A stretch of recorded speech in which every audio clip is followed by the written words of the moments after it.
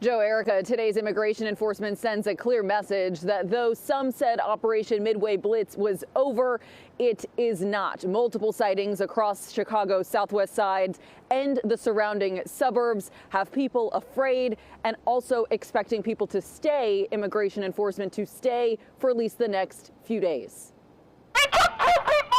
Commander Gregory Bovino is back in Chicago and brought Border Patrol agents with him. He hasn't been seen in weeks, though at one point today he told protesters, "We never left."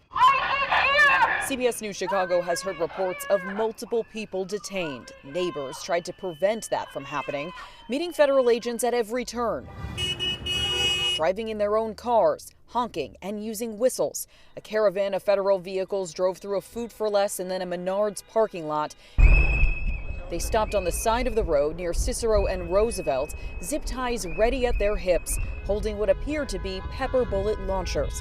At this gas station in Berwyn, agents made a stop and were met again with protest. One man said he'd been arrested by Bovino previously during this fall's at times tense demonstrations. You arrested me on September 27th. Protests became the backdrop of a federal lawsuit which focused on agents' use of force during immigration enforcement after videos surfaced like this one.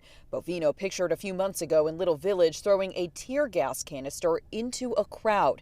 After that, a federal judge required Bovino and his agents use body-worn cameras.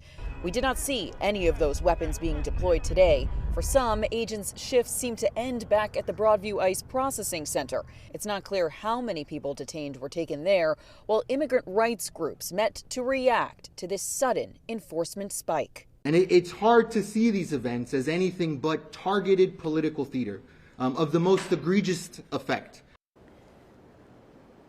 Now, DHS did tell us in a statement that they are not leaving Chicago. They also posted on X about one person they say who was detained today. They say that person is a Mexican national that they claim threw a projectile at federal agents while they were conducting immigration enforcement in Little Village this morning. We're waiting to confirm more details about that person's identity, as well as the identities of anyone else who was detained today and protesters that might have been arrested during demonstrations today as well. Immigration advocates count over a dozen arrests happening just this morning alone. We're live in Little Village. Sabrina Franza, CBS News, Chicago.